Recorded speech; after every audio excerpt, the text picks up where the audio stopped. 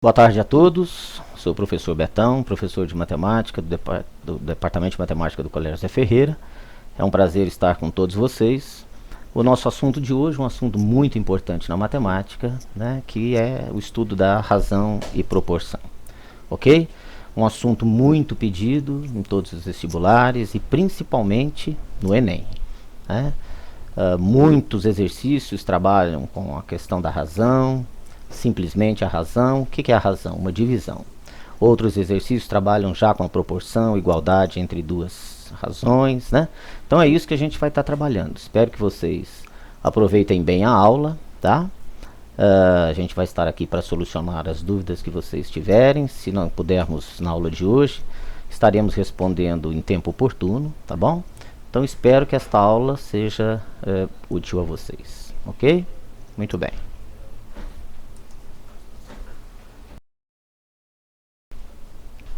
Vamos então começar a nossa aula.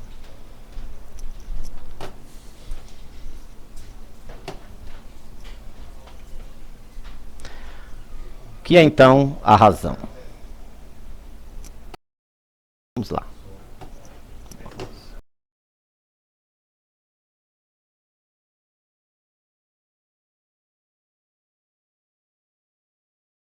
O que é então a razão, né? Então, nossa vida diária, estamos sempre fazendo comparações. E quando fazemos as comparações, estamos relacionando dois números, não é verdade?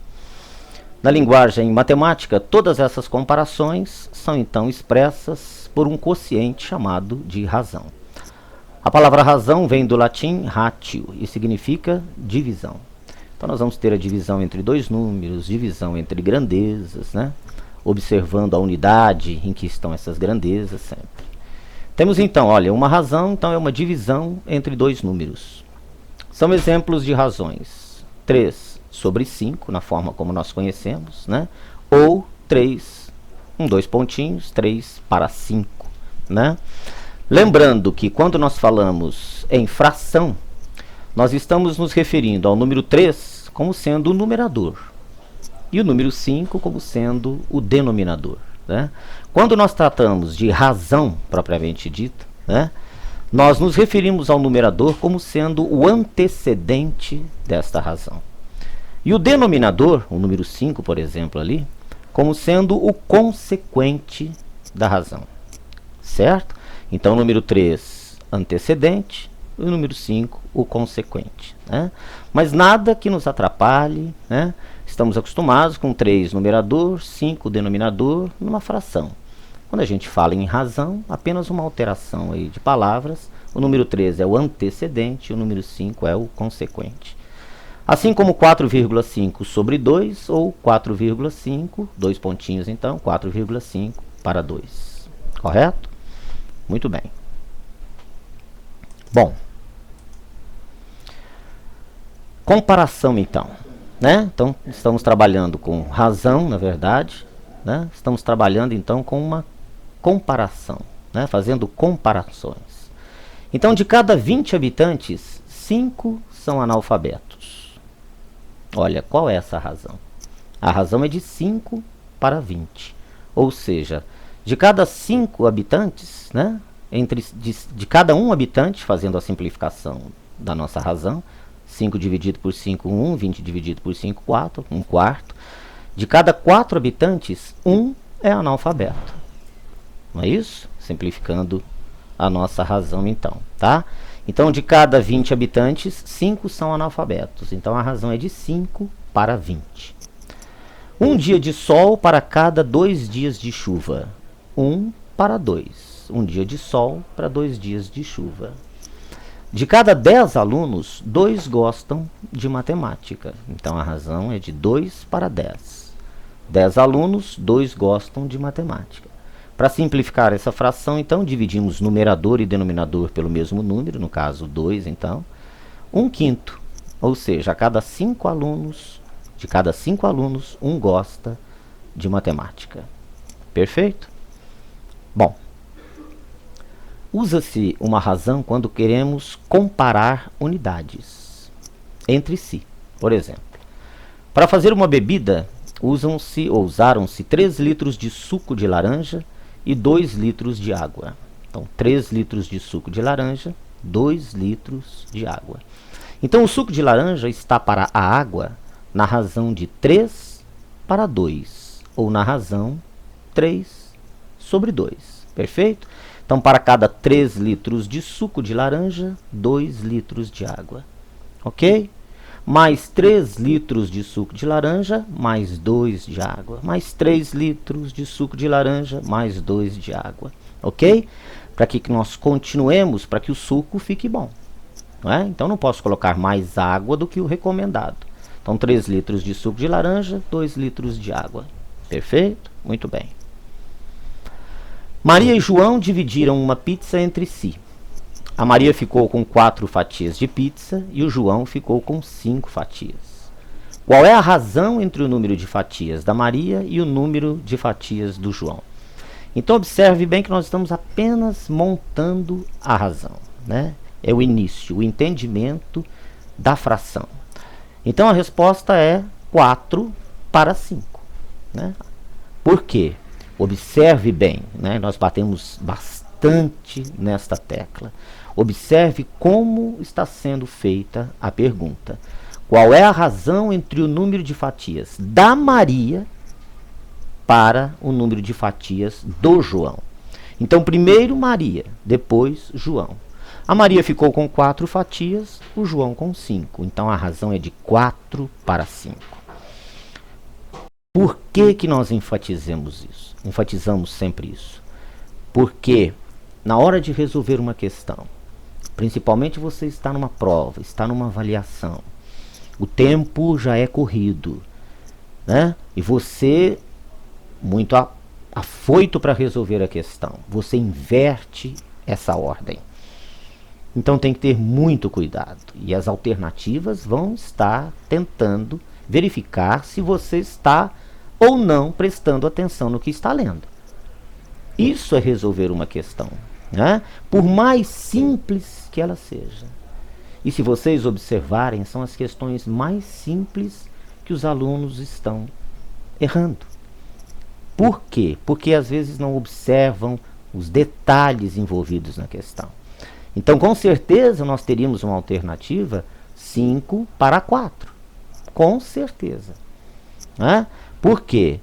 Eles sabem que você precisa estar bem atento. Né? Viu o número 4, viu o número 5, simplesmente olhou para as alternativas, né, e marcou. Não. Cuidado. Isso é resolver uma questão. Né? É interpretá-la. Depois de interpretada, observe atentamente as alternativas. Por quê? Você resolve uma questão. Tá, muito bem. Se você não observa as alternativas, às vezes você toma um caminho de resolução que não vai fazer com que você chegue nas alternativas. Ou seja, além de chegar em um outro lugar, você vai ter que percorrer depois um outro caminho para chegar nas alternativas. Então, leia o problema, interprete, retire dele a pergunta, porque a pergunta, como falamos sempre, te conduz à incógnita ou às incógnitas, e observe atentamente as alternativas. Só de bater o olho nas alternativas, você, com certeza, vai buscar o melhor caminho para estar resolvendo a questão. Certo? Então, foi perguntado o número de fatias da Maria para o número de fatias do João. Então, obedeça à ordem, por gentileza. Muito bem. Algumas aplicações importantes de razão. Não é? Então, às vezes, a gente lida com uma fórmula e a gente verifica nessa fórmula lá uma divisão. Poxa, essa divisão é justamente uma razão. Né? Vai estar envolvendo grandezas, vai estar envolvendo números.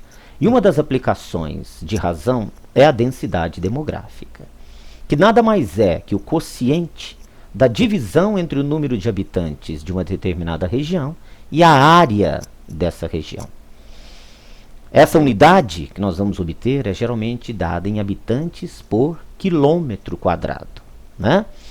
Mas nada impede, né, que o autor do problema te peça em metros quadrados, centímetros quadrados, o que seja. Né?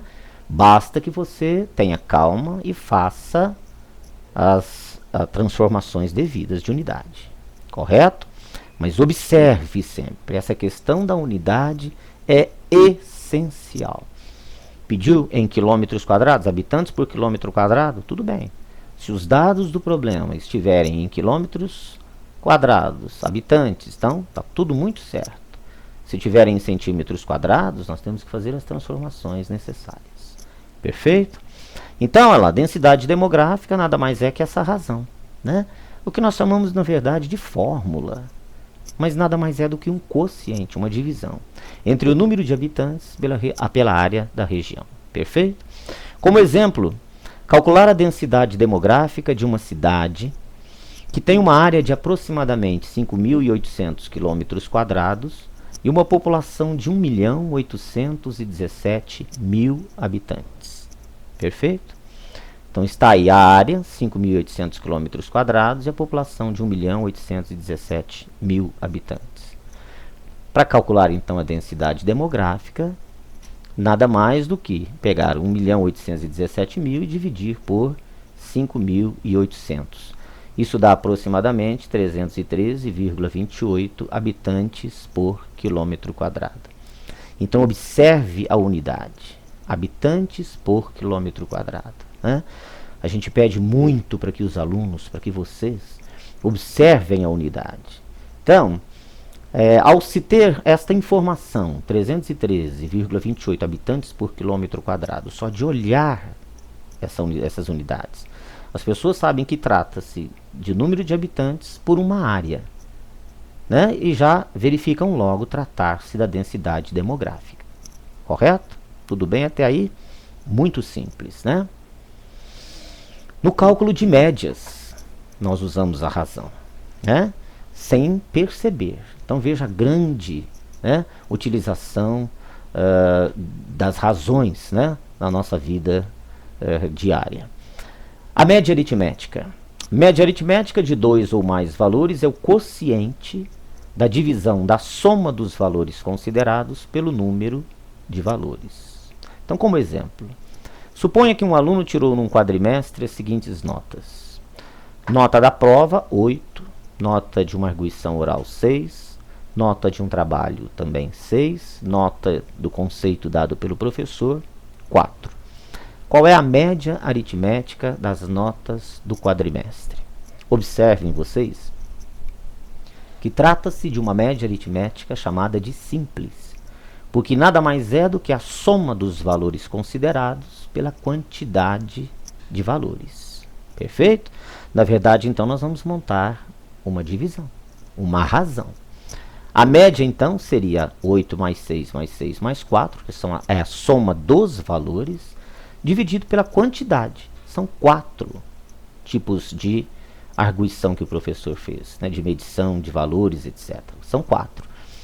Então, nessa divisão, né, 6 e 4, 10, e 6, 16, com 8, 24, dividido por 4, uma média 6. Essa é a média aritmética chamada de simples, porque é apenas a soma dos valores dividido pela quantidade. Uma média aritmética importantíssima que nós temos, e ela pode estar na forma de tabela de frequências, como nós vamos ver daqui a pouco. Pode estar na forma gráfica, né? Vamos ver isso futuramente. Importantíssimo, a média aritmética ponderada, que nada mais é do que a soma dos produtos dos números pelos seus respectivos pesos, dividido pela soma desses pesos. Observe por que ponderada. Ponderabilidade se refere a peso. Então, nesse caso específico, nós poderíamos nos referir a notas, se fosse o caso anterior, aquelas notas com determinados pesos. Ou seja, o professor deu aquelas notas e atribuiu a cada nota, a cada tipo de avaliação, um determinado peso. Olha, vocês vão fazer um trabalho e esse trabalho tem peso 2. Mas na minha avaliação, eu vou dar peso 3. Significa que para o professor, a prova tem um peso ou um grau de importância maior. Então eu preciso multiplicar os valores agora pelos seus respectivos pesos, pela sua importância, pela importância que ele tem em determinado contexto. Ok? Então, calcular a média ponderada dos números 12, 16, 21, com pesos respectivos de 2, 3 e 5. Então, esta é a média ponderada.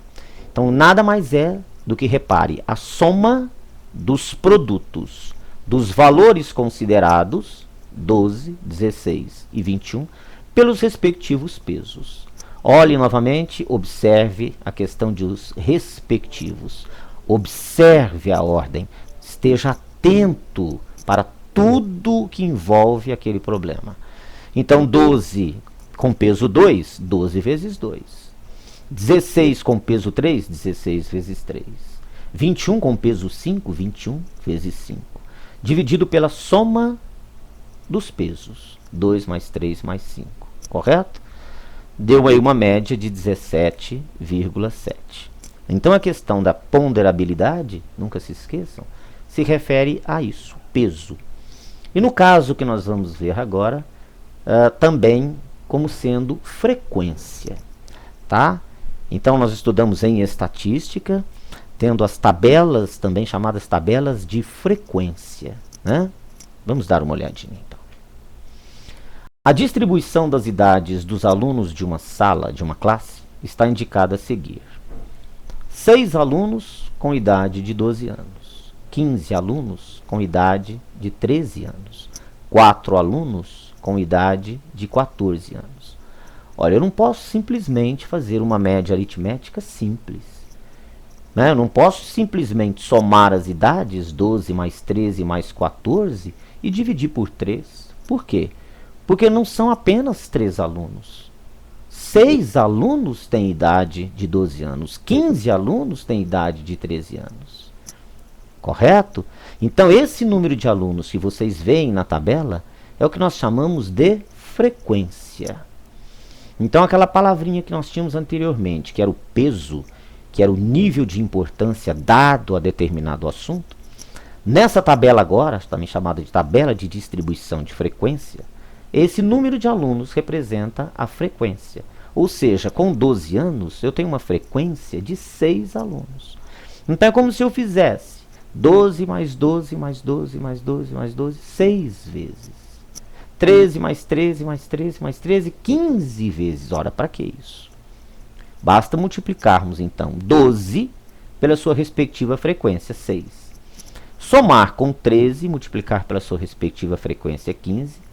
Somar com 14 vezes a sua respectiva frequência, 4. E dividir pela soma das frequências, que me dá o total de alunos, evidentemente. Não é? Quando eu falo em somar as frequências, dividido pela soma das frequências, eu estou dividindo pelo total de alunos. Correto? Né? 12,93, como se trata de uma idade, porque o que nós estamos querendo é a média das idades. Então, novamente, as pessoas calculam 12,92, 13, e não sabem a que se refere esse número final. Mas observe que a pergunta é clara. Qual a média das idades dos alunos? Então, o que nos interessa nesse exercício é a média das idades. Não confunda com a frequência. A frequência é simplesmente o número de alunos que tem a idade. O que se está calculando, preste bem atenção, e isso vai ser trabalhado com vocês ao longo de vários anos, o que se está pedindo é a média das idades. Novamente, atenção para o que está sendo perguntado. Então, o resultado final, aproximadamente 13 anos. Trata-se novamente de uma média ponderada, só que envolvendo uma tabela de distribuição de frequências. Ok? Tudo certo? Bem tranquilo. Muito bom. Uma outra utilização, né, do estudo das razões é a escala. Assunto extremamente pedido também nos vestibulares e no Enem, já que o Enem é um vestibular para a vida, né? E a escala você constantemente trabalha com desenhos, trabalha com mapas, né? E quer visitar determinado lugar, você vai ali com a régua e mede realmente, né, a distância entre as cidades com a sua régua. Tem ali no mapa, todo mapa tem a escala em que ele foi feito, não é?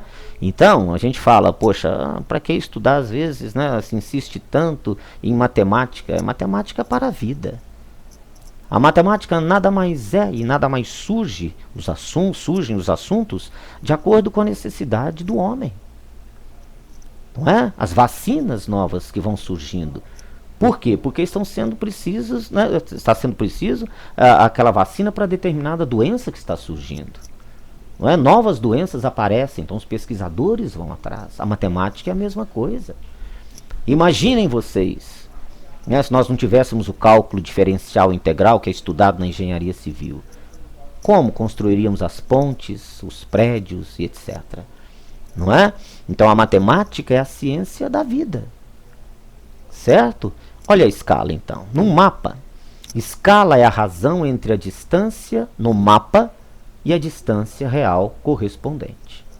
Correto? Então olha lá. Se em um mapa a distância entre duas cidades é de 1,6 centímetros, então você foi lá, mediu 1,6 centímetros, e a distância real é de 3,2 quilômetros, qual é a escala do mapa? Correto? Então nós temos a distância medida lá com a régua 1,6 centímetros, a distância real é de 3,2 quilômetros, e eu estou querendo saber em que escala foi feito esse mapa. Certo? Então, novamente, 1,6 centímetros, distância no mapa. 3,2 quilômetros é a distância real. Poxa, mas eu estou trabalhando com unidades aí diferentes, né? Centímetro e outra unidade está, né? Outra informação está em quilômetros. Então, eu preciso passar esses quilômetros, 3,2 quilômetros, para centímetros, não é? Bom, o que eu sei? Que 1 quilômetro tem 1000 metros. E cada metro, 100 centímetros. Portanto, 1 quilômetro, os 3 zeros de 1000 metros, acrescentados dos 2, porque cada metro tem 100 centímetros. Então, 1 quilômetro equivalem a 100.000 centímetros. Perfeito? É bom ter esse número, né? Aí na sua mente, já guardado, já prontinho, já arquivado, né? Porque geralmente os problemas vão se referir a eles. Então, 1 quilômetro equivalem a 100.000 centímetros. Portanto, a razão pedida vai ser a distância no mapa, 1,6, dividido pela distância real, que são os, no caso ali, 320.000 centímetros. Perfeito? Ok? Por quê? Na verdade, se você tem aqui, vamos observar bem rapidinho.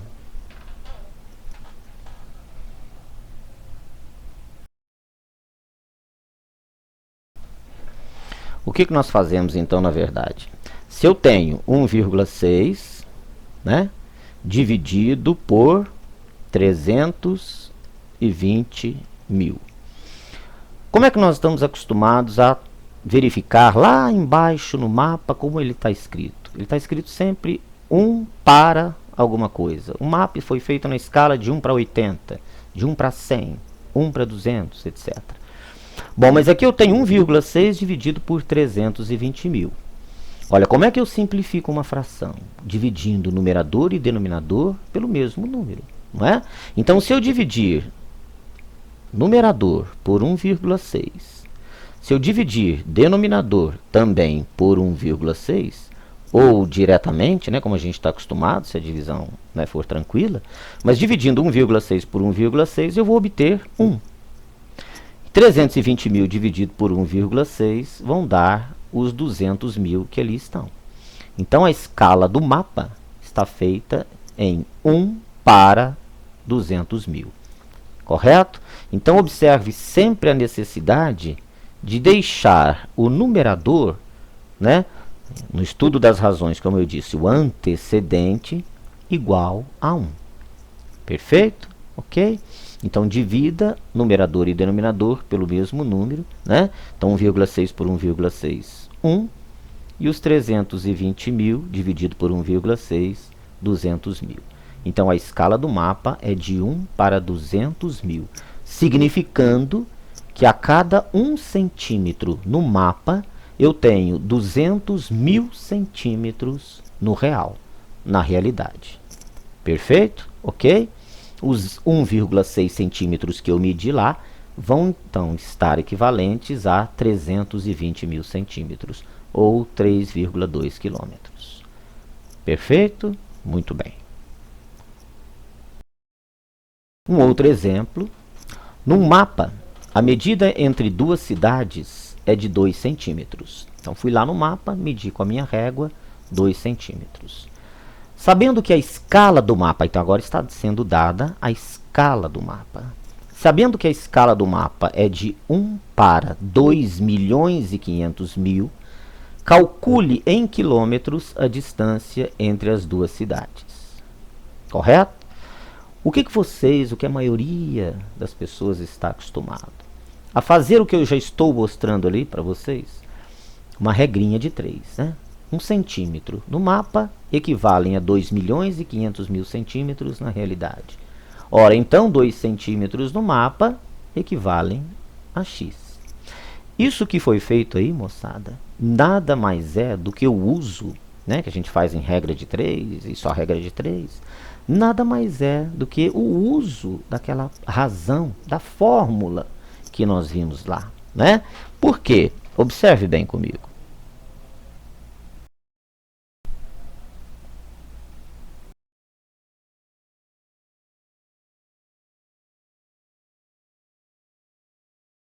Se eu tenho então 1 centímetro equivalente a 2 milhões e 500 mil centímetros, eu posso então, vamos fazer aqui mesmo, usando a nossa fórmula, se eu fizer pela fórmulazinha de densidade demográfica, de escala, me desculpa, então nós vamos usar a escala, né? Estou querendo, a escala foi dada de 1 para 2 milhões e 500 mil. Tá lá. Isso aqui tem que ser igual à distância que eu quero, a distância real entre as duas cidades, a distância no mapa, perdoem, entre as duas cidades ela é 2 centímetros, dividido pela distância real que eu estou querendo calcular, que é x. Certo? Então, verifiquem de onde vem a regra de 3. Nada mais é do que estabelecimento dessa nossa proporção. Certo? A regra de 3 é um artifício, foi um artifício, né, como a gente fala, inventado, feito, elaborado pelos matemáticos, para facilitar os cálculos com as grandezas. Estejam elas relacionadas direta ou inversamente. Assunto que nós vamos tratar também em próxima oportunidade. Por quê? Porque também se esquecem que quando as grandezas estão relacionadas diretamente, nós vamos fazer o que nós chamamos então aí de multiplicação cruzada. Não é verdade? Então eu vou multiplicar o x por 1, beleza? E o 2 por 2 milhões e 500 mil. Então x vezes 1x, 2 vezes 2 milhões e 500 mil, estão lá os 5 milhões de centímetros. Perfeito? Mas verifique que o que está feito aqui nada mais é do que o uso da nossa proporção, da nossa formulazinha. Né? Escala é a medida no desenho dividido pela medida do real. Tá certo? Então, fazendo aqui a multiplicação cruzada, que é o que nós chamamos de, vamos verificar, né? Tratar-se, o que nós estamos vendo aqui, trata-se, na verdade, de uma proporção, que é uma igualdade entre duas razões. O produto dos meios deve ser igual ao produto dos extremos. Não é isso? Mas é o próprio uso da fórmula, né? Então, 2 vezes 2 milhões e 500 mil vão dar os 5 milhões de centímetros. Perfeito? Como nós tínhamos verificado antes, 1 quilômetro equivale a 100 mil centímetros. Portanto, nós estamos lidando aqui com 5 zeros. Repare, então, nos 5 milhões de centímetros. Então, eu vou recuar a vírgula 1, 2, 3, 4, 5 casas. Ou seja, realmente, os 50 quilômetros. Tá? Então, é bom ter esse númerozinho já bem na mente, 1 quilômetro, 100.000 centímetros. Porque se eu tiver então a medida em centímetros, recuo 5 casas e já obtenho aquilo que se pretende em quilômetros. Perfeito? Só queria então fazer essa observação sobre a regra de 3. Né? Ela nada mais é do que o uso então, por exemplo, da nossa fórmula, escala, medida do desenho pela medida do real, e aplicação ali que nós vamos ver na proporção, que em toda proporção o produto dos meios igual ao produto dos extremos, que é o que se chama de multiplicação cruzada. Perfeito? Muito bem. Um assunto então relacionado aí, quando montamos 1 centímetro no mapa, 2.500.000 centímetros na realidade, 2 centímetros no mapa igual a x, estamos então fazendo o que nós chamamos de regra de 3. Né? Como temos então uma relação direta, como eu falei para vocês, aplicamos então o que nós chamamos de multiplicação cruzada. Correto? Então, só fiz questão de deixar para vocês no slide para que isso fique bem claro. Não é? A gente deixa, na verdade, os alunos bem à vontade para estarem resolvendo esse tipo de problema. Mas a gente dá ênfase nas perguntas, né, no que se está pedindo e para saber realmente de onde vem tudo isso.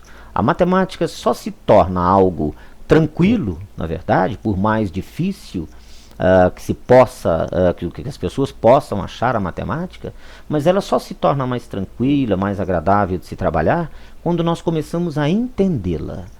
De onde vem isso? Por que a regra de 3? Né? Como surgiu? Nada mais, então, que um artifício matemático, mas que vem, na verdade, da utilização de uma proporção. Tá? E sempre observando, né, vamos tratar disso no futuro, repito, né, a relação que existe entre as grandezas. Tá? Se elas se relacionam direta ou inversamente. Perfeito? Muito bom. Numa maquete de aquário, uma baleia está construída em uma escala de 1 para 80. Tá? Então foi dada a escala de 1 para 80. Certinho. 1 para 80. Se o comprimento real do mamífero, for 16 metros, qual é o comprimento do seu modelo? Então, se nós estamos querendo achar agora o comprimento do modelo, eu estou com a minha incógnita agora no numerador, ou no antecedente da razão. O comprimento real do mamífero é de 16 metros. Só que 1 metro, você sabe, tem 100 centímetros. Perfeito? Então, basta estar fazendo aí a multiplicação cruzada, fazendo a divisão devida, para que a gente chegue ao resultado. Pode ser utilizada a regra de 3, novamente, né? Sem problema algum. Então, olha lá. 16 metros equivalendo, então, a 1.600 centímetros. Então, 1 centímetro equivalem a 80 no real. 1.600 centímetros, x. Né? Ou seja, o tamanho aqui é de 20 centímetros no mapa. Ok? Então, é o que nós teríamos encontrado se nós tivéssemos feito, né, utilizado a nossa formulazinha, 1 sobre 80, que é a escala, x sobre 1.600. Tá? Então, verifique que nós estamos utilizando praticamente um mesmo formato. 80x igual a 1.600. Ok? Fazendo a divisão, 1.600 por 80, nós chegamos, então, em 20 centímetros. Correto? Tudo bem? Muito simples, muito tranquilo. Né? Bom, alguns exercícios gerais, então, de aplicação de razão. A idade de Pedro é 30 anos e a idade da Josefa é de 45 anos. Qual é a razão entre as idades de Pedro e Josefa? Novamente, pedimos a observação da ordem. A razão entre as idades de Pedro e Josefa. Então, Pedro, 30 anos. Josefa, 45. 30 sobre 45, que simplificado, 2/3. Certo? Então, a idade do Pedro está para 2, assim como a idade da Josefa está para 3. Não é? Nós vamos ver depois, já trabalhando melhor com a proporção. Porque verifique que aqui nós estamos simplesmente montando uma razão, né? Pedrinho resolveu 20 problemas de matemática e acertou 18. Cláudia resolveu 30 problemas e acertou 24. Quem apresentou o melhor desempenho? Então, olha como um simples assunto, a gente volta a repetir, uma razão, que é uma divisão entre dois números, uma fração entre grandezas, pode puxar vários e vários tipos de problema. Quem apresentou o melhor desempenho? Quando eu faço 18 sobre 20, na verdade, é a quantidade de problemas que o Pedrinho acertou pelo total de questões que ele resolveu. São 20 problemas. E, na verdade, a porcentagem nada mais é do que uma parte do total. Não é isso? Porcentagem nada mais é do que uma parte de um total.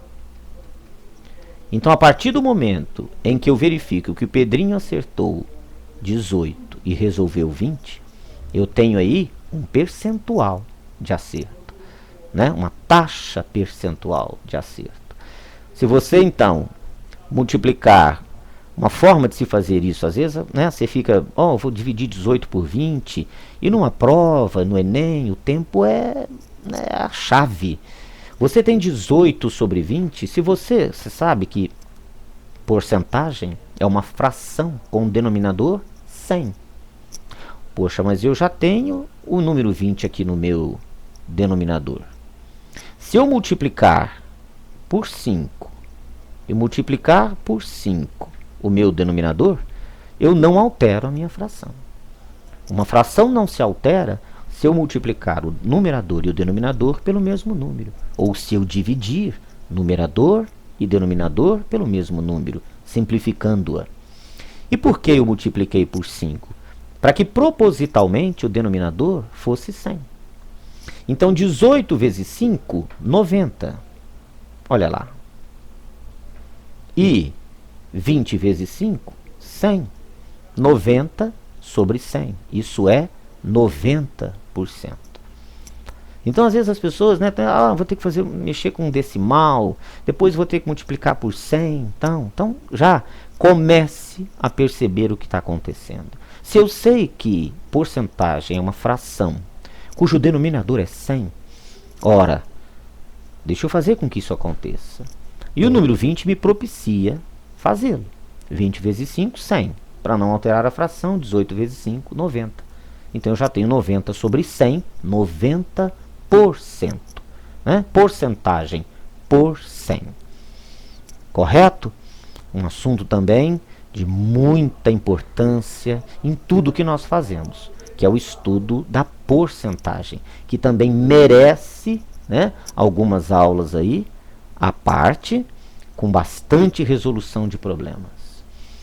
E olha, nós falamos muito, né? Matemática é muito suor. Quanto mais você resolve problemas, melhor. Mais vai chegar uma hora que você vai estar resolvendo um problema e vai se lembrar de um problema que você já fez, semelhante a ele, chamado de um problema correlato. A gente fala muito para os alunos sobre um livro famoso chamado A Arte de Resolver Problemas. Acho que todo mundo podia, sabe? Não importa a área que você siga na sua vida. Eu acho que quanto mais você se embasa sobre aquilo que você está estudando, e você está estudando matemática, você está estudando história, geografia, química, né? Procure saber sobre um pouco da história da matemática e veja como as coisas vão sendo construídas ao longo do tempo. Em A Arte de Resolver Matemáticas, o autor nos fala: quanto mais você resolve problemas, melhor.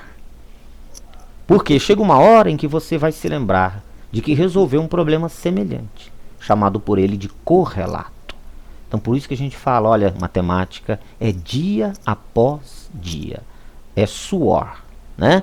É muito estudo, esteja bem firme teoricamente. A teoria tem que fazer parte. Por isso é que a matemática precisa generalizar os assuntos. Nós precisamos de fórmulas, não são somente números mais. Entrou a álgebra para facilitar, né, para que as letras fossem substituídas por números. Como nós vimos, a densidade demográfica, número de habitantes pela área, isso é uma fórmula. A escala, medida do desenho pela medida do real, isso é uma fórmula, né?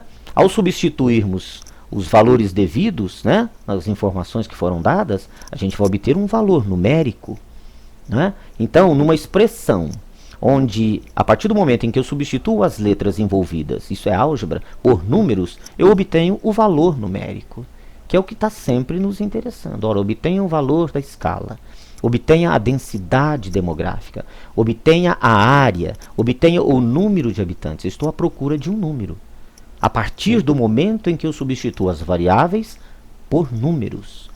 Por isso é que é importante o embasamento teórico, para que haja uma boa aplicação.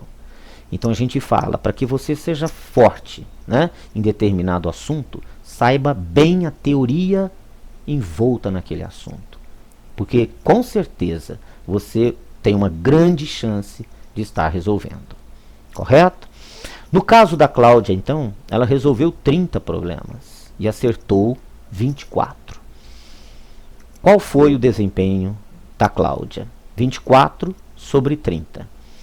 Ora, Betão, mas aqui agora não dá para a gente fazer aquele 30 vezes 3, que é 90, etc. Bom, não tem problema. Faça a divisão 24 sobre 30, 0,8.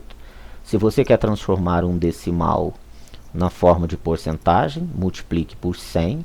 Então, esse 0,8 aqui, quando eu multiplico isso daqui por 100, né, eu acrescento, então isso aqui vai dar, evidentemente, 80, e acrescento o símbolo de porcentagem. Não é? Então, coisas bem simples, mas que, né, às vezes, alguns pecam por alguns detalhes. Então, é só observar. Eu estou na forma decimal? Estou na forma decimal, 0,8. Quero transformar isso em porcentagem? Multiplico por 100. Então, se eu deslocar a vírgula numa casa, eu vou estar com 8. Se eu acrescentar o outro zero, vou estar com 80. E acrescento o símbolo de porcentagem. Portanto, o desempenho de Pedrinho foi 90%, de Cláudia 80%. O melhor desempenho, então, foi do Pedrinho. Certinho? Então, Pedrinho 90%, Cláudia 80%, Pedrinho, então, teve melhor desempenho. Correto? Muito importante, então, também, hein, moçada? Observe bem. A razão entre a quantia que gasto e a quantia que recebo como salário por mês é de 4/5. Tudo bem? Então, a razão entre a quantia que eu gasto pela quantia que eu recebo é de 4/5. O que resta, coloco em caderneta de poupança. Se neste mês meu salário foi de R$ 840, qual a quantia que aplicarei na caderneta de poupança? Observe, nós temos alguns números envolvidos na questão. Mas a pergunta dele foi exatamente qual a quantia que aplicarei na caderneta de poupança. Ora, se 4/5 é a razão entre a quantia que gasto e a quantia que eu recebo como salário, e o que resta eu coloco na poupança, o que resta de 4/5? Não é? Vocês se lembram. Então, esse estudo vem de muito tempo já, né, na vida de todos nós. Olha lá. 4/5? Isso. 4 em 5. 4/5 é a razão entre o que eu recebo como salário, né, entre o que eu gasto e o que eu recebo como salário. 4 partes em 5. O que me resta, na verdade, é esse 1/5. E esse 1/5 eu coloco aonde? Na caderneta de poupança. Olha lá.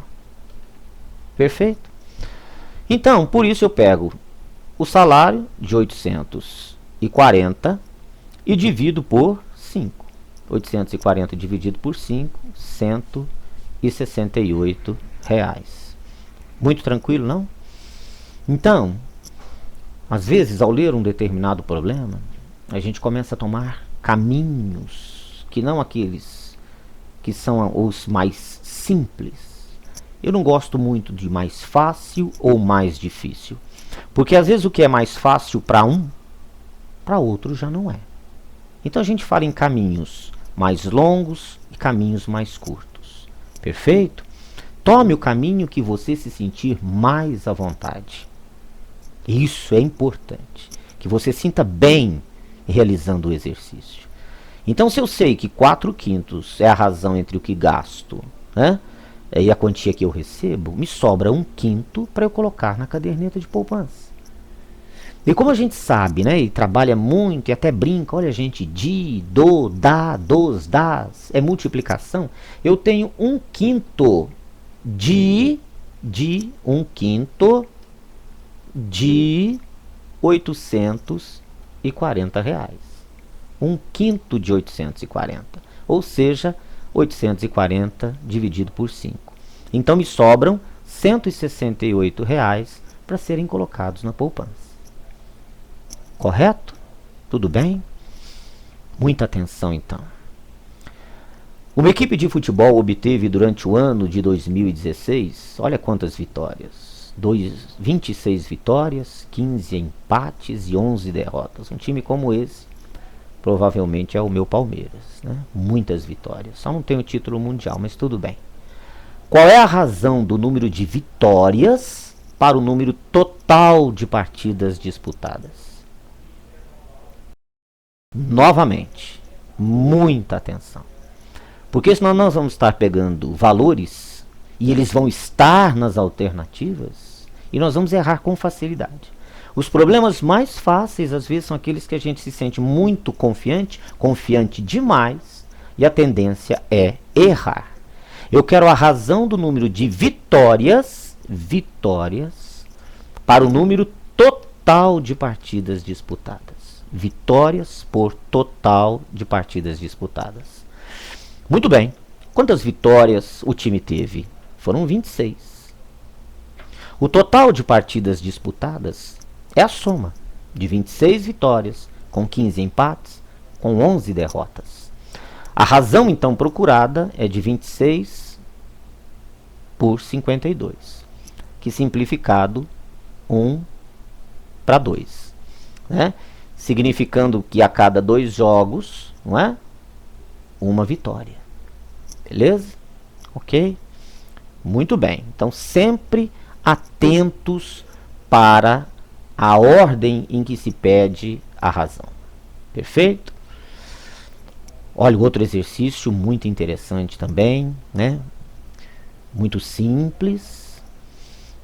As pessoas têm várias formas de estar resolvendo, basta ter tranquilidade. Então, olha, para pintar uma parede, um pintor deve misturar tinta branca com tinta azul na razão 7/3. Ou seja, 7 partes de tinta branca para 3 de tinta azul. Certo?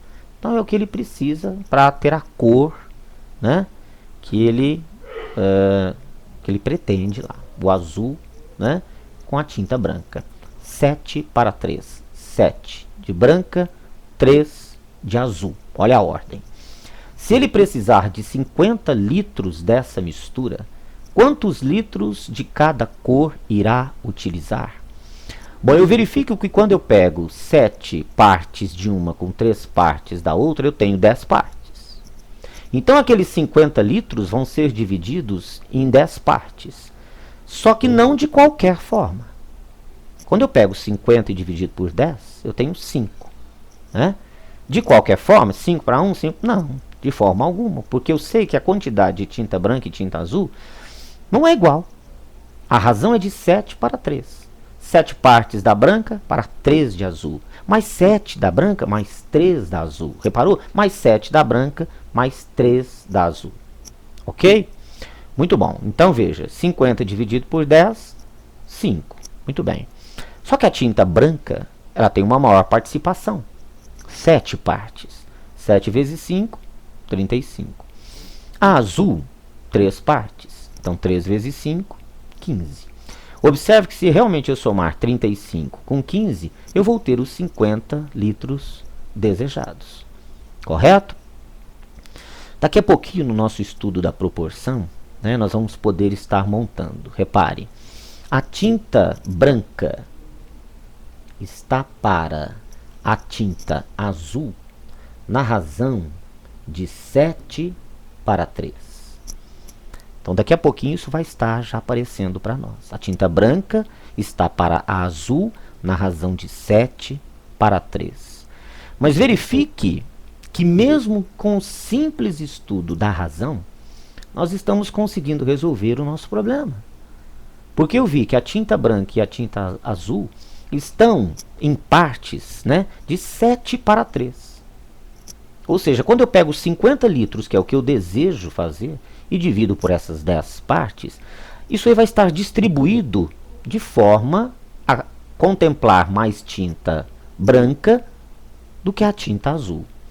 7 de tinta branca, 7 vezes 5, 35 litros. A tinta azul, 3 partes, 3 vezes 5, 15 litros. A soma, 35 com 15, 50. Então, basta observar, não é? Então, a gente fala, já antecipando, a gente fala em razão e já lembra da proporção, né? Que para que a coisa não desande, para que uma receita não desande, para que você faça um pão bem feito, etc., que as coisas devem ser proporcionais.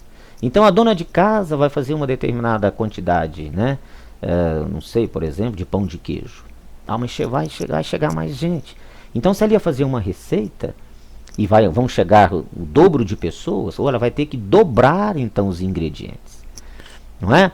Se iam 2 xícaras de farinha, mas vão dobrar as pessoas, então ela dobra a quantidade de farinha, dobrando o restante também dos ingredientes. Para que a coisa fique o quê? Proporcional. Está vendo? A proporcionalidade está dentro da nossa casa, né? Está no nosso dia a dia. Isso é matemática. Perfeito? Mesmo que você não tenha uma afinidade com a matemática, mas ela está presente. Evidentemente que muitos assuntos que nós estudamos, né, no ensino fundamental e até no ensino médio, nós não vamos continuar depois na nossa vida diária. Mas tudo isso faz parte de um grande conhecimento, de um grande embasamento para a vida, não é? Como a gente fala sempre, então, o médico falou para o aluno lá, faça um corte transversal. Mas corte transversal? Isso é matemática, né? Certo? Ou você não vai, então, vai cortar a perna do aluno, ou vai fazer um corte, né? Como diz os meninos, vou fazer um corte na horizontal ou vou fazer um corte na vertical? Como que é isso? Então, a matemática, né, está em todos os lugares, verdade? Muito bem. Enfim, a proporção. E o que é, então, essa proporção? Que nós já estamos citando já há algum tempo, porque ela está já muito relacionada. Então, uma proporção nada mais é que uma igualdade entre 2 ou mais razões. Não é? Por que a gente fala, por enquanto, em 2 razões? Porque é muito usado apenas, né, 2 razões. Mas podem ser 3. Uma determinada quantia deixada por um pai, né, para os filhos vai ser dividida em partes diretamente proporcionais às idades de cada um deles. Certo? Né? Tá vendo? Então, por isso que a gente precisa aprender a lidar com as grandezas. Uma determinada quantia vai ser deixada para 3 filhos em partes diretamente proporcionais às idades deles. Significa que aquele que for o mais velho vai receber mais, porque é uma relação direta. Certo? Se eu disser agora em partes inversamente proporcionais, eu já tenho que fazer um outro tratamento para poder resolver o problema. E esse assunto, que é muito importante, vai ficar para um futuro próximo, tá? Porque nós precisamos já começar a trabalhar com isso. Muito. Que são assuntos muito exigidos, tanto no nosso dia a dia, na verdade, quanto também no Enem. Ok? Bom, considere então a razão 2/7. Se multiplicarmos ambos os termos da razão pelo mesmo número, por exemplo, por 3, obtemos uma nova razão. Então, quando nós escrevemos a igualdade, então eu pego 2/7, multiplico ambos, numerador e denominador, pelo mesmo número. Eu vou obter uma fração, 6/21, que na verdade é uma fração equivalente à primeira.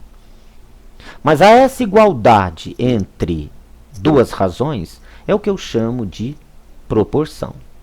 Evidentemente que se eu for trabalhar só com números, olha, 2/7, 6 sobre 21 são frações equivalentes, são frações iguais. Tá certo, tudo bem, né? Tem as suas utilidades, mas não para aquilo que a gente precisa na maioria das vezes. É preciso introduzir aí aquilo que há de essencial, que são as incógnitas, que são as variáveis, que é o nosso dia a dia, na verdade, né? Então vamos a eles. Olha como um exemplo. Numa escola, a razão do número de professores para o número de auxiliares é de 16 para 2. Então, o número de professores para o número de auxiliares é de 16 para 2. Correto? Que conclusão nós podemos tirar dessa informação? Então, tem muita informação aí, não é verdade? A razão entre o número de professores para o número de auxiliares. Significa que são 16 professores na escola? Significa que são 2 auxiliares na escola? Não. A razão entre o número de professores e de auxiliares é de 16 para 2. Não significa que nós tenhamos obrigatoriamente 16 professores e 2 auxiliares. Isso porque, repare então, como a razão entre o número de professores e o de auxiliares é de 16 para 2, podemos concluir que para cada 16 professores existem 2 auxiliares. Então entenda, né, o que é essa nossa proporção. E olhe por que nós podemos escrever dessa forma, né? P sobre A, número de professores sobre o número de auxiliares, 16 para 2. Mas eu poderia ter escrito isso aqui de uma forma que você pode até entender melhor. O número de professores está para 16, assim como o número de auxiliares está para 2. Veja, eu simplesmente troquei o 16 e o A de posição. Isso não me alterou em nada. Já que nós sabemos que em toda proporção o produto dos meios deve ser igual ao produto dos extremos, né, a multiplicação cruzada, nós não alteramos em nada. Mas com isso nós temos uma ideia. O número de professores está para 16, o número de auxiliares está para 2. Evidentemente que o maior número, olha ele aqui, se refere ao número de professores. Certo? Para cada 16 professores, 2 auxiliares. Como eu disse antes, mais 16 professores, mais 2 auxiliares. Mais 16 professores, mais 2 auxiliares. E assim vai. Até completar um total que se queira. Como nós vamos ver. Se o número total de professores e auxiliares for igual a 108, repare, tá? Eu não vou ficar somando. 16 professores, 2 auxiliares, mais 16 professores, 2 auxiliares, não vou ficar somando até eu chegar nesse total. Não é porque eu tenho informação, a matemática me auxilia nessa resolução. Se o número total de professores e auxiliares for igual a 108, quantos professores e quantos auxiliares tem a escola? Como nós já havíamos feito antes, nós temos que a razão é de 16 para 2. Se eu somar essas partes, lembram-se da tinta? Se eu somar essas partes, 16 mais 2, 18 partes, que no caso são 18 trabalhadores. Perfeito? Se nós pegarmos, portanto, e dividirmos o total de trabalhadores de 108 por 18, nós temos um número, que é o número 6. Muito bem. E esse 6 vai estar distribuído de que forma? Ora, professores, 6 vezes 16, 96. Auxiliares, 2 vezes essa parte, que é 6, 12 auxiliares. E observe-se que você somar 96 por 12, nós vamos ter justamente, evidentemente, os 108 trabalhadores. Correto? Então, olha, novamente, apesar de sabermos da existência da proporção já, podemos resolver o problema de uma maneira muito simples, extremamente simples. Simplesmente somando, ou, se for o caso, subtraindo as partes. Né? No caso, nós estamos somando as partes. 16 mais 2, 18 trabalhadores. Pegamos o total, dividimos por 18, 6. Como que isso aí vai estar distribuído? O número de professores, 16 vezes 6. O número de auxiliares, 2 vezes 6, porque a razão é de 16 para 2. Voltando às nossas observações. Ao se fazer um exercício, observe o resultado. Veja se aquilo realmente bate. Eu tenho 108 trabalhadores, certo? Ao fazer essa soma, então, tem que bater os 108. E realmente isso aconteceu. São 96 professores e 12 auxiliares. E essa soma me dá 108. Por isso é que resolver um problema é uma grande responsabilidade. Então, a partir do momento em que você começa, nós sabemos que o tempo, né, é curto, por isso a prática, por isso a necessidade de resolver muitos exercícios. Né? Então, você toma caminhos corretos, precisos, você observa se a resposta que você obteve, se ela tem sentido ou não. Como a gente fala muito em sala de aula, através de uma proporção da sombra de um prédio, etc., obtenha a altura do prédio. Vai lá o aluno e me resolve, erra numa conta e 10 quilômetros. Poxa, mas que prédio é esse? 10 quilômetros? Nem na Arábia lá, o califa, não sei, né? É tão alto, claro. 10 quilômetros. Então veja se faz sentido. Não é simplesmente resolveu a questão, papapá. Quem faz a questão vai trabalhar com o seu erro. Ele vai saber os pontos em que você pode errar. Esta é a grande questão. Então verifique se a resposta tem sentido ou não. Se não fizer sentido para você, apague, resolva e verifique onde você errou. Certo? Muito bem. Bom, mas olha lá as formas alternativas então da gente estar resolvendo o problema. Nós sabemos que existem muitos que utilizam a forma anterior. E até gostaram, já gostam. Não, deixa eu pegar as partes, somar, pegar o total e dividir e fazer as multiplicações devidas de acordo com a razão dada. Mas veja, nós estamos dentro de uma teoria. Tem uma teoria envolvida. Vou chamar o número de professores de P, a quantidade. E vou chamar o número de auxiliares de A. Eu sei que se eu somar o número de professores e auxiliares, pelo que o exercício me falou, eu tenho 108 trabalhadores. E a razão entre o número de professores e auxiliares é de 16 para 2. Como a gente disse, é conveniente, né, mudar esse numerador com esse denominador, para que eu tenha, então, o número de professores está para 16, assim como o número de auxiliares está para 2. Observe o maior número. O número de professores está para 16. Então, a maior quantidade vai ser de professores. Certo? Assim como aquele exercício, né, aquele exemplo que eu falei para vocês. Uma determinada quantia, se ela for dividida entre 3 filhos, então vamos supor, vou até fazer aqui do lado para vocês terem uma noção. Uma determinada quantia, estou falando aqui em dinheiro, mas pode ser qualquer grandeza, etc. Né? 3 filhos, né? X, Y e Z, etc. Tal, sei lá. Bom, e uma determinada quantidade vai ser dividida entre eles. Tá? Um deles tem 2 anos, o outro tem 4 anos, o outro tem 5 anos. Certo? Então o Arnaldo, né, um dos meninos, é o mais novinho, a quantidade que ele vai receber, vamos chamar de X, vai estar para a idade dele. O que o outro menino, chama Marcos, por exemplo, a quantidade que ele vai receber, Y, está para a idade dele. Assim como o André, por exemplo, o que ele vai receber, eu vou chamar de Z, está para 5. Correto? Se eu somar X mais Y mais Z, eu tenho o total que está sendo distribuído aos filhos, em partes proporcionais às idades deles. Correto? 2, 4, 5. Perfeito? Qual deles vai receber a maior quantia? Evidentemente que este aqui. Porque eu tenho que o André, né?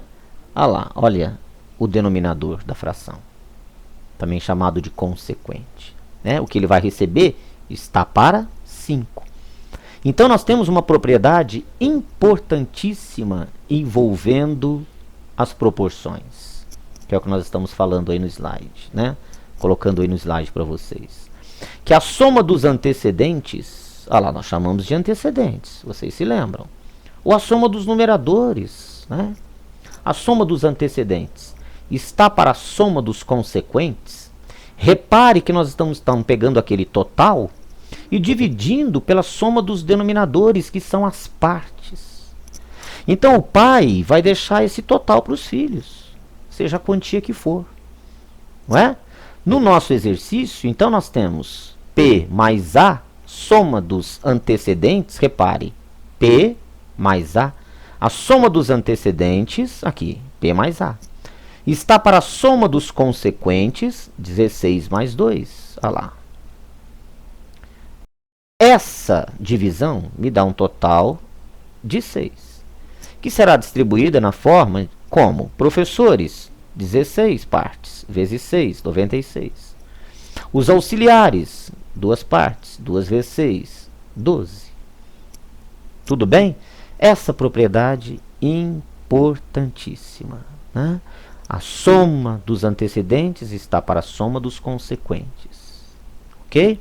Fazendo essa divisão, que é o que o aluno lá então fez bem rapidamente. Ele já pegou a quantidade, olha lá, porque realmente é a quantidade. Seja aqui, né, com as 3 razões envolvidas, então não importa, né? Com as 3 razões envolvidas, a soma dos antecedentes, ele já pegou esse total e já dividiu pela soma das partes. Tá? Agora, se sente mais à vontade nesse formato, tudo bem, né? Use a propriedade. A soma dos antecedentes está para a soma dos consequentes. Tá? Descobriu o número? Ó, descobri. Está aqui. Muito bem. A divisão é dessa forma. 16 vezes 6, porque 16 para 2. E 2 vezes 6, 12. Tudo certo? Então você usou uma propriedade das proporções. Bom. Mas ainda não está à vontade. Por quê? Porque está acostumado aí, né, com a álgebra. E ao montar as equações, o número de professores somado com o número de auxiliares é igual a 108. E a razão entre o número de professores e auxiliares é de 16 para 2. O aluno se deparou com um sisteminha de equações. Então, pelos anos de experiência que a gente tem, né, não sou tão velho assim, mas nós notamos que alguns alunos gostam de caminhar por nesse sentido, de trabalhar com o sisteminha. Tudo bem? Esteja à vontade. Então, nós temos lá, trabalhando com a nossa proporção, P sobre A igual a 16 sobre 2, e fazendo então a multiplicação cruzada, nós chegamos em que 2P é igual a 16A. Ou, ajeitando a equação, como a gente fala, né, igualando a zero, 2P menos 16A igual a zero. Com o objetivo de resolver pelo método da adição, porque vocês, né, do ensino fundamental, dispõem de 3 métodos de resolução de sistemas. É bom estar sempre atento para cada um deles. O método da adição, o método da substituição e o método da comparação. Vai ter um método em que você mais se adapta. Não é verdade? Alguns gostam já de pegar 2P igual a 16A, que está aqui, e já isolar uma das variáveis e já jogar na outra equação. Certo? Então isso vai depender de cada um. Por que na verdade eu fiz aqui já uma divisão por menos 2? Porque eu sei que 2 está aqui. Dividido por menos 2 é menos 1. Eu sei que menos 16, que está aqui, dividido por menos 2, já vai me dar 8. E ao somar membro a membro as equações, e é nisto em que consiste o método da adição, vai haver o cancelamento de uma das variáveis. Não é? Então o método da substituição consiste nisso. É em multiplicar ou dividir uma das equações por um número conveniente e substituir essa equação já modificada na outra equação, com o objetivo de estar eliminando uma das variáveis. Perfeito? Entenda o método. né? Entenda o método de resolução. No ensino médio, nós vamos ter outro método para resolver sistemas, que é o escalonamento. Um método fantástico em que você resolve, né, um sisteminha de 3 equações, de 4 equações, de uma forma tranquila. Mas veja, nós estamos tratando aqui de um assunto que é proporção, resolvendo um problema, e nos deparamos com um assunto anterior, que é sistema linear. Isto, meus amigos, minhas amigas, é a matemática. É preciso, dia a dia, estar estudando. Porque a hora que você precisa compreender o exercício, opa, o poder de interpretação já está legal. Mas depende de um assunto anterior, não resolve. Isso é que não pode acontecer mais. Certo? Então, por isso, prepare-se em cada um dos assuntos que você tiver oportunidade. Em cada ano específico, é o tempo que você tem para se preparar. O nono ano, prepare-se em tudo que o nono ano puder te oferecer. Tudo, exaustivamente. Porque, com certeza, esse ano é a oportunidade que você tem. O tempo que você tem para esgotar aqueles assuntos. No primeiro ano do ensino médio, você vai verificar a facilidade com que você vai trabalhar os assuntos, porque você tem base, você compreendeu o assunto, você introjetou, falando aí uma palavra diferente, aquele assunto. Isso é essencial na matemática. Perfeito? Então, resolvendo o sisteminha, chegamos em 8A mais A, 9A igual a 108, A igual a 12, que é o número de auxiliares. Jogando na equação P mais A igual a 108, nós chegamos que o número de professores igual a 96. Então, vejam bem, 3 maneiras distintas de estarmos resolvendo um determinado problema. E esses problemas, o número de dificuldade, a dificuldade aumenta muito. A partir do momento em que eu trago mais incógnitas, eu trago um pouquinho de diferença entre aquilo que é dito, em que eu trago razões diferentes. Mas, se você compreendeu o que está feito aqui, parabéns. É isso que você precisa. De agora para frente é você treinar. Procure por mais exercícios, né? Faça, né? Chegue à exaustão na resolução daquele assunto. Poxa, você está preparado. Tranquilo. Não vai te dar nervosismo em prova, não vai te dar nervosismo lá no Enem, porque você está preparado. Você está confiante.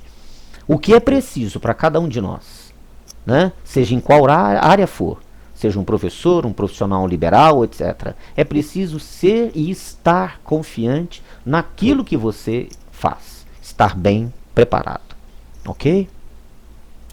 A homotetia, um assunto muito importante também, um assunto relacionado ao estudo da razão. A homotetia, então, é um tipo de transformação geométrica que altera o tamanho de uma figura, mas mantém as características principais, como a forma e os ângulos. Prestou atenção? Ela altera o tamanho da figura, mas mantém a forma e os ângulos, ou seja, eu vou obter uma figura semelhante à inicial. Ou ela vai estar ampliada ou vai estar reduzida. Correto? Mas vão ser mantidos a forma e os ângulos dessa figura. Olha, importantíssimo, hein? Anote aí. Uma alternativa, então, apresentada para a construção de figuras semelhantes é a chamada homotetia. Em geral, quando se aplica a homotetia em algum desenho, então, as características principais, como a forma e os ângulos, preste atenção, são preservadas. Mas o tamanho da figura sofre alterações. É o que você deseja. Então, uma boa forma, né, da gente estar aí trabalhando com desenhos, iniciando aí, né, no desenho e tal, é usar a homotetia. Né? É obter uma figura ampliada ou reduzida, mantendo suas proporções. Não é? Porque às vezes a gente pega um desenho, olha e tenta fazer um desenho, né, maior ou menor que aquele e tal, mas às vezes fica, como a gente fala, desproporcional. Poxa, olha o tamanhozinho do pé, não tá legal, né? Olha o tamanhozão do braço, tá desproporcional. Então eu preciso manter a forma, eu preciso obter uma figura semelhante à inicial. Por isso é que, na verdade, nós conservamos a forma e os ângulos da figura. Muito bem. Nós temos aí como exemplo um segmento, então, AB, correto? Então nós temos a relação de homotetia entre os segmentos AB, o AB' em vermelho, que você vê, e o AB, duas linhas, que é o segmento todo em verde. O segmento inicial é o AB, correto? É o AB. AB. Esse é o segmento inicial. Bom, então, relação de homotetia, né? Nós temos aí na figura acima.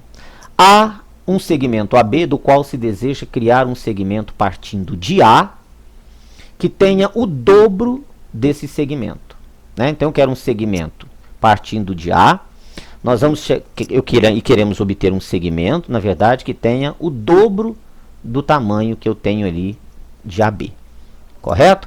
Então, se o tamanho de AB, por exemplo, é 2, eu quero que de A, na verdade, até B', repare, de A até B', seja igual a quanto? O dobro de 2, ou seja, 4. Observe que o ponto A é a grande questão. Ele é chamado de centro da homotetia. Correto? Então, se AB mede 2, por exemplo, e AB, eu quero, por exemplo, que a razão, então, chamada de razão de homotetia, seja igual a 2, significa que AB deve medir 4. E a partir de A. Então, A é o centro da homotetia. Correto?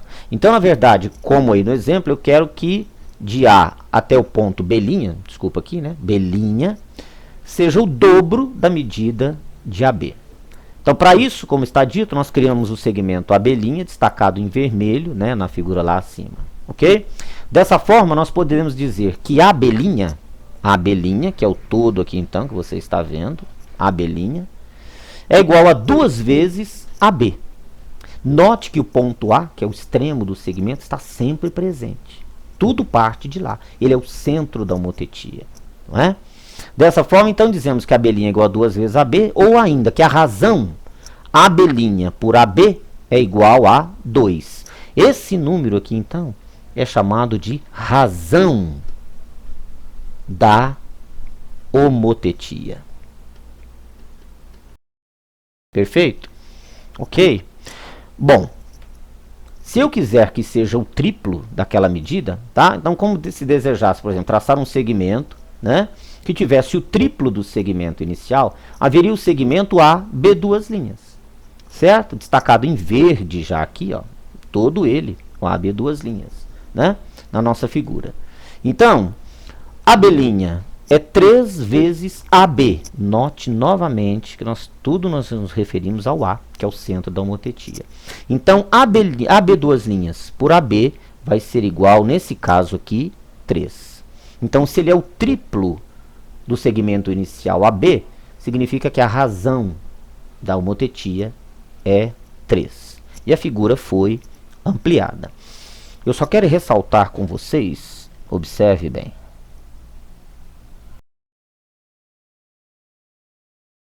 isso é muito importante. Está aqui o segmento AB.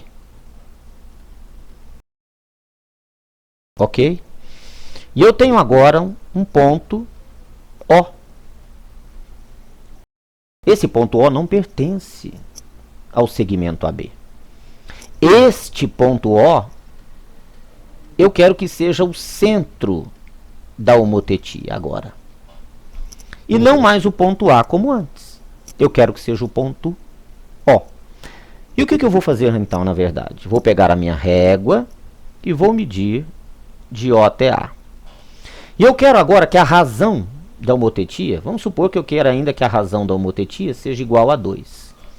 Então, se de O até A medir 2, de O até, vamos chamar de A', tá lá, de O até A', nós devemos ter a medida de quanto? de 4, tá? Então repare que é sempre em relação ao centro da homotetia. Se de O até A, 2, de O até A', 4. Olha lá, 2 vezes essa medida. Vou fazer a mesma coisa com B. Faço essa medição aqui. Está parecendo igual, mas vou colocar um valor aqui um pouquinho diferente. Tal. 3. O que eu vou fazer? Mais 3 aqui. Ou seja, para que de O até B' eu tenha uma medida que seja o dobro de 3, ou seja, 6. Vou unir A' com B'. Olha lá que espetáculo. Então, a figura inicial, que na verdade nada mais era do que um segmento, tornou-se um segmento ampliado. E se você fizer isso com uma figura plana, por exemplo, passando essas retas ou semirretas através de todos os seus vértices e obedecendo à razão que se pede, você vai ter uma figura ampliada ou reduzida. Ampliada quando? Quando a razão de homotetia for um número maior do que 1. Reduzida quando esse número estiver entre 0 e 1. Ou seja, eu quero que a razão de homotetia seja igual a meio. Então aquele segmento que tinha medida 2 vai passar a ter 1. E eu vou ter aqui uma figura reduzida. Certo? Beleza? Mas aqui eu tive uma figura ampliada. Bom, conclusão. O segmento AB, se ele media, por exemplo, vamos aqui, né, um valor, se ele media 5, com certeza esse segmento A'B' vai medir 10. Ok? Isso tudo feito, pode fazer em casa, treine, né? Você verifica como é a perfeição disso, né? Então tá aqui, de O até A igual a 2, de O até A' igual a 4, de O até B, 3, de O até B', 6, obedecendo à razão de homotetia. O que nós vamos concluir? Que o segmento ampliado, se tinha medida 5, a medida dele agora é o dobro também, 10. Ele foi ampliado, certo? Se eu fizer isso então com uma figura plana, a figura vai ter o mesmo formato, né? Os ângulos vão se manter.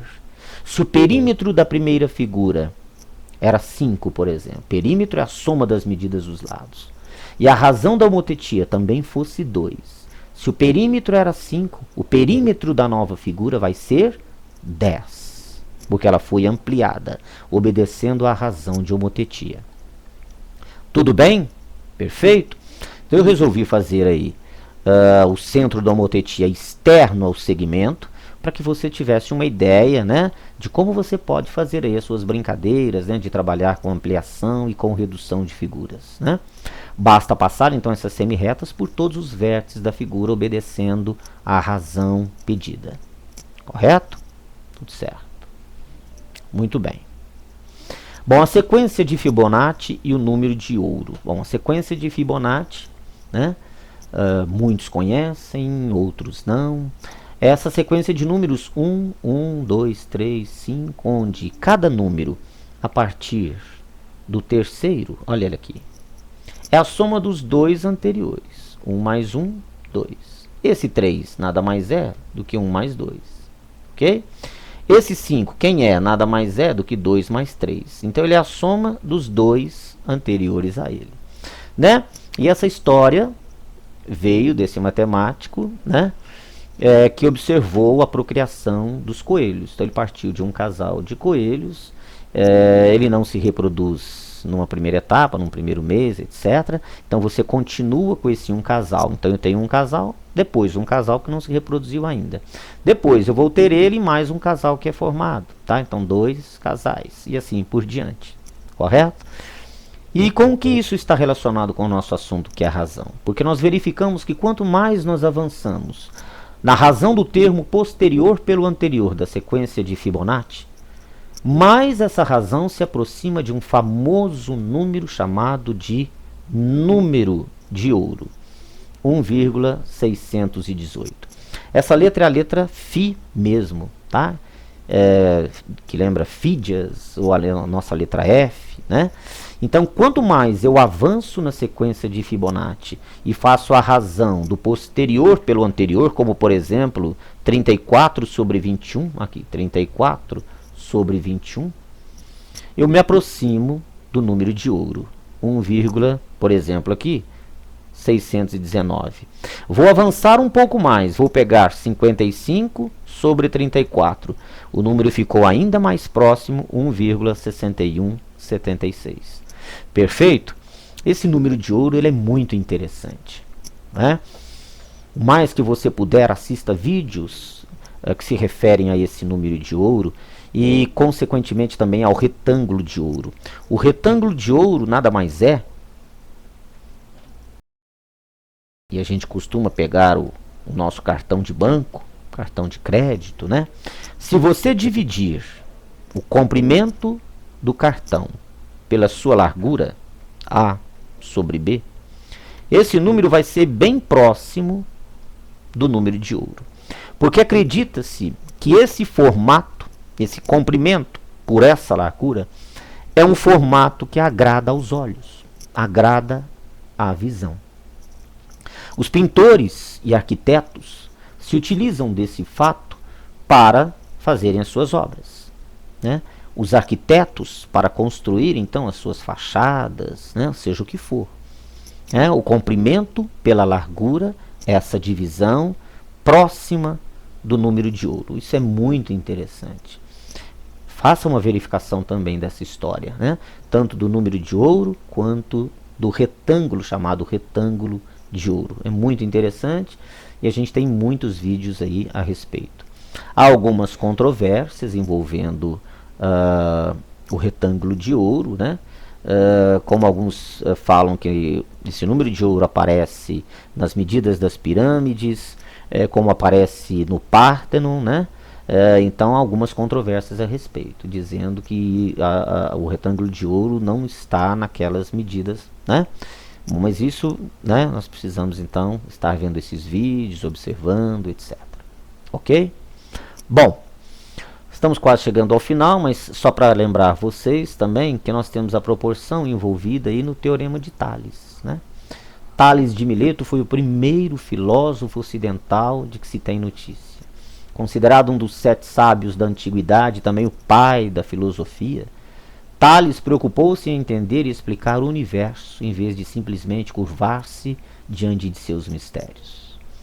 Olha o que é matemática, né? Olha o que é a vida, olha o que é o ser humano, olha onde cada um de nós pode chegar, na verdade, né? Segundo alguns historiadores, Tales foi comerciante, o que lhe rendeu recursos suficientes para dedicar-se às suas pesquisas. Tales provavelmente viajou para o Egito e para a Babilônia, onde tivemos grandes avanços da matemática, entrando em contato com astrônomos e matemáticos. Depois de aposentado, passou a dedicar-se à matemática, estabelecendo os fundamentos da geometria. Ok? Para entender o teorema de Tales, então nós vamos considerar essa figura, né? Um feixe de paralelas cortadas por duas transversais. As paralelas são ABC e as duas transversais estão em vermelho, R e S. O teorema nos diz o seguinte, que um feixe de paralelas cortadas por duas ou mais transversais forma nessas transversais segmentos que são proporcionais. Então é por isso que eu estou introduzindo esse assunto, né? O teorema de Tales, já agora, para vocês verificarem quantos assuntos se relacionam à razão e à proporção. Então ele diz que ele forma em cada uma das transversais segmentos proporcionais. Então AB, verifique, está para BC, assim como a linha B', observe, está para B', C'. Aqui está. Então formamos a nossa proporção, pegando os segmentos nas transversais.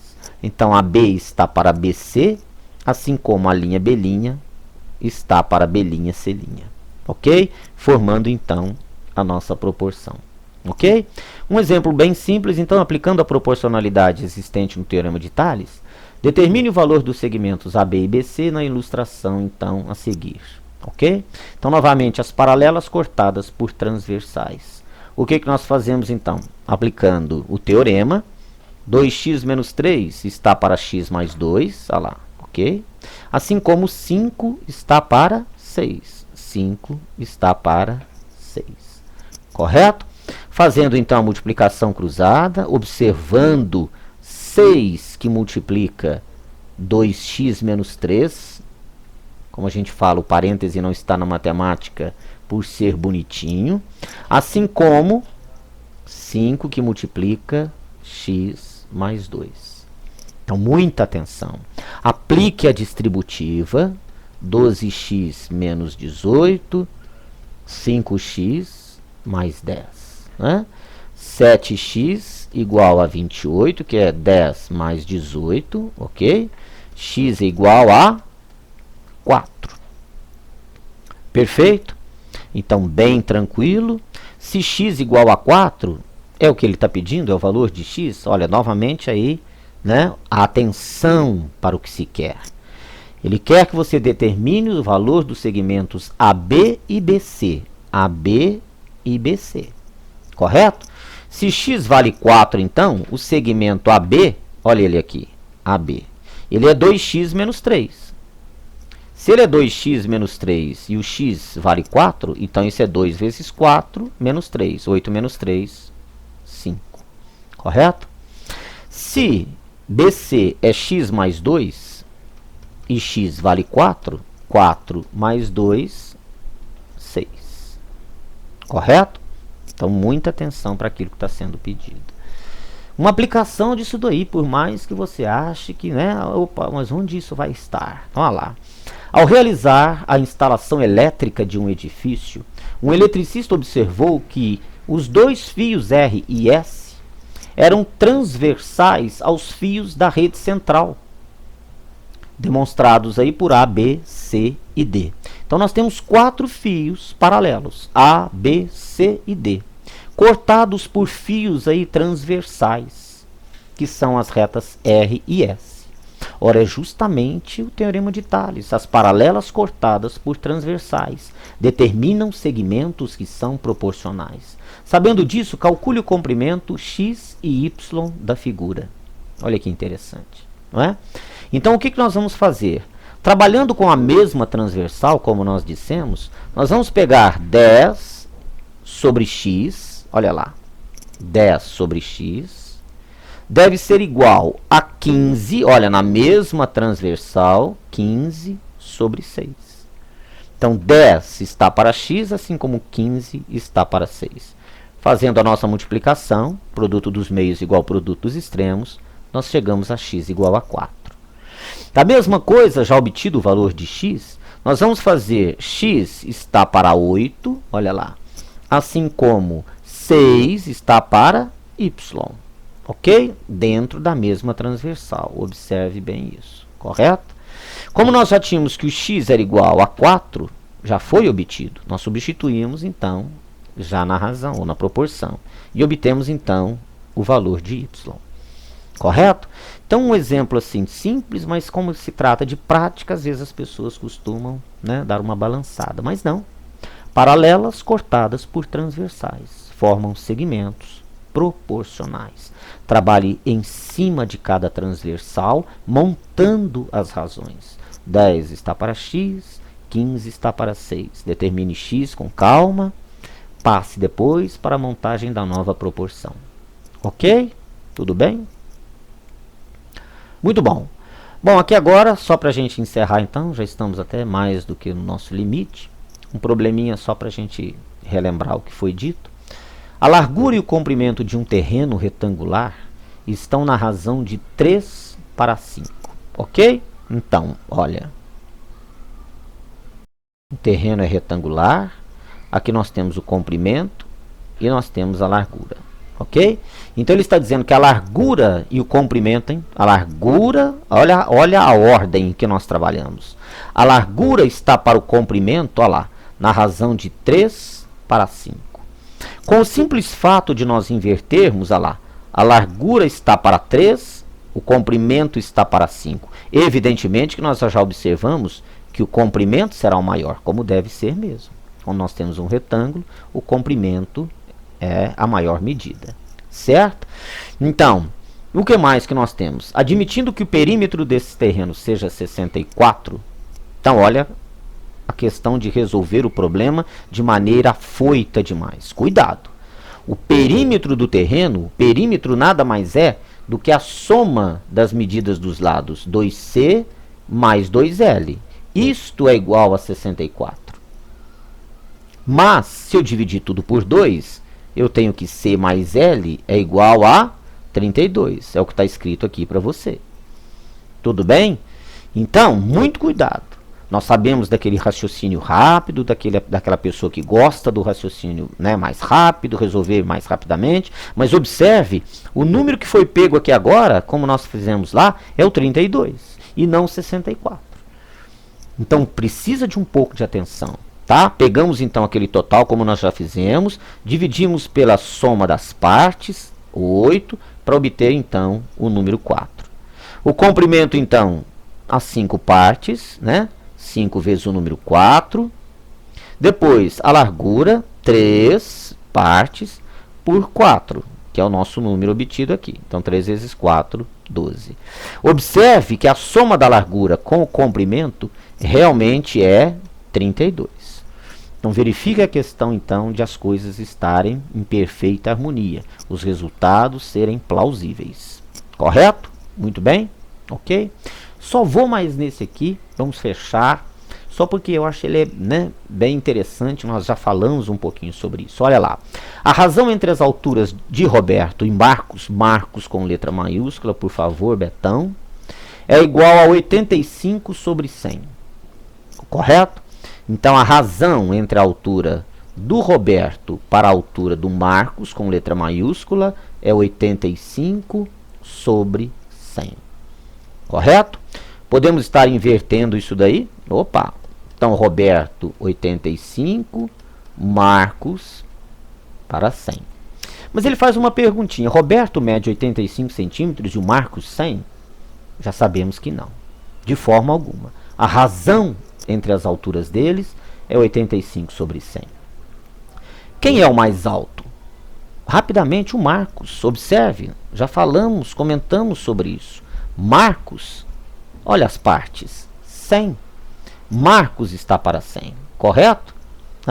Comentamos sobre isso, e num exercício bem simples a gente já consegue determinar bem rapidamente, né? Bom, agora a informação. Se Roberto mede 1,70 m, Roberto, então, agora, olha, já tínhamos montado aqui a nossa proporção. Se o Roberto mede 1,70 m, né, qual a altura do Marcos? Então, o Roberto, né, olha lá, por Marcos, pela altura do Marcos, então, 1,70 m por x vai ser igual a 85 sobre 100. Fazendo a nossa multiplicaçãozinha cruzada, 2 metros. Ok? Então, realmente, um rapazinho bem alto, né? Só para finalizar, nós temos alguns outros probleminhas. Eu quero só mostrar para você o tanto de assuntos que estão relacionados. A regra de 3 simples e composta, importantíssima, né? A regra de 3 composta também. Divisão em partes direta e inversamente proporcionais. Precisamos saber lidar com as grandezas, né? Algo estudado muito no ensino superior, dentro do curso de administração, que é a regra de sociedade, né, em que temos alguns sócios que entram com dinheiro na sociedade, com valores diferentes, com datas diferentes, mas que nada mais é essa regra de sociedade do que uma série de razões iguais. Ou seja, uma proporção, na verdade, é estabelecida, só que entra um outro fator, que é o fator tempo também. O teorema de Tales, que foi mostrado para vocês, né? Duas, três paralelas cortadas por transversais determinam segmentos proporcionais. E a semelhança de figuras, não só mostrada ali através da homotetia, mas como na semelhança de triângulos, né? Em que é muito usada a questão da proporcionalidade. Duas figuras, por exemplo, dois triângulos que são semelhantes, eles têm os seus lados proporcionais. Né? Um triângulo 3, 4, 5, ele é semelhante a um triângulo com todos os lados multiplicados por 2, né? 6, 8 e 10. Tá? Eles são semelhantes. Ou seja, os seus lados são proporcionais.